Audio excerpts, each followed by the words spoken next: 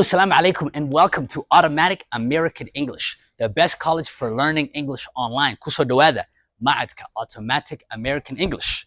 Waa macadka rabno si automatica iskiis inaad u baratid luqadda insha Allah. Today we will take a beginner lesson. Magacaygu waa Axmed Siyaaro, Macallin Axmed. Aad baan idiin soo dhaweynayaa. Qofkii u baahan inuu online ku dhigto, nala soo xiriir. If you want to learn English online, contact us on our WhatsApp.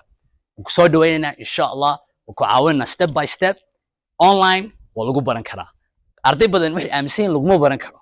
Horta tijaabi, qaar badan waxay tijaabiyeen meelo aan shaqaynaan amba casharadii laga habsaamiyo amba aan la xisaabtameen.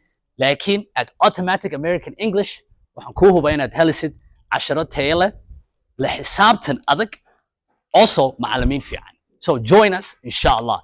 Let's begin the lesson. Aan bilaabna casharka maanta. Arday badan baa igu yiraahdo macallin sidaan sentaniska isku xiriirsiya. Hal sentence iyo sentence kale sidaan isku xiriirsiya. How can I connect one sentence to another sentence? So join me today. I'll show you how to do that with 3 words, okay? Maanta casharka wuxuu ku saabsan yahay connecting sentences. Connecting sentences. Waa maxay connecting? Connecting waxa weeyaan isku xirka. Connecting sentences. If you want to speak English and if you want to speak long sentences and paragraphs, you need to connect your sentences, okay? So, haddii aad rabtid inaad isku xiriirsid sentencyada, maanta waxaan qaadanaynaa 3 kalmadood, 3 words oo isku xiriirsin kartid 2 sentence si fudud. Laga yaabaa in hore u aragtay, but today we'll do extra practice. Number 1 waa but. Okay, kalmadahan and yo or yo waxa loo yaqaanaa conjunctions. Laakiin ha ka warwarin, don't worry. Inshallah we will take a look at each one. Way badan yihiin. Waxa jira however and also and therefore. Laakiin maanta we just need these 3. But and yo or, okay? But as you know is to show 2 opposite things usually. Marka but waxa loo isticmaalaa laakiin. Now let's take a look at the sentence.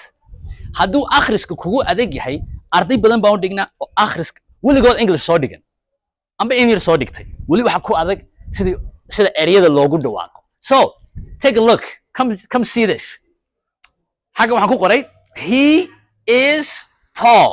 He is tall, but she is short. Marka wax badan baan sentence-ka aan ku baran karnaa. Qofka waliba beginner.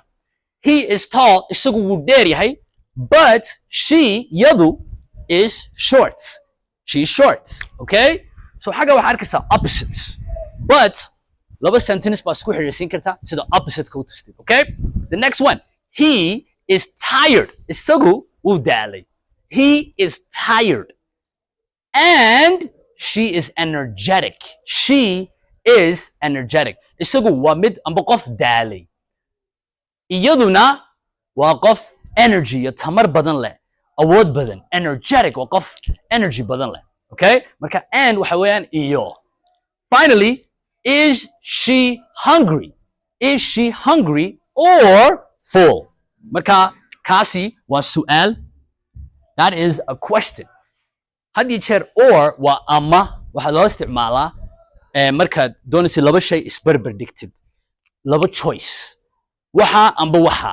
So, is she hungry? Yadu ma qof gaajaysan baa oo gaajo dareemisa, baahi dareemisa, or full? Mise qof waxay tahay qof dareegsan, mi qadaysay, mi cashaysay, mi cuntadii bi cuntay. So, or baa loo isticmaalaa. All right? It's very easy, right? Pronunciation ka aan ku barano. Repeat after me. Get the bada. He is tall, but she is short. Number 2, he is tired. And she is energetic. Is she hungry or full? Inshallah waxaan rajaynaya wax badan ka faa'iiday. Page-ka ku xirnow, follow gare, like gare, sidaad u heshid 10 walba. Thank you so much. See you soon.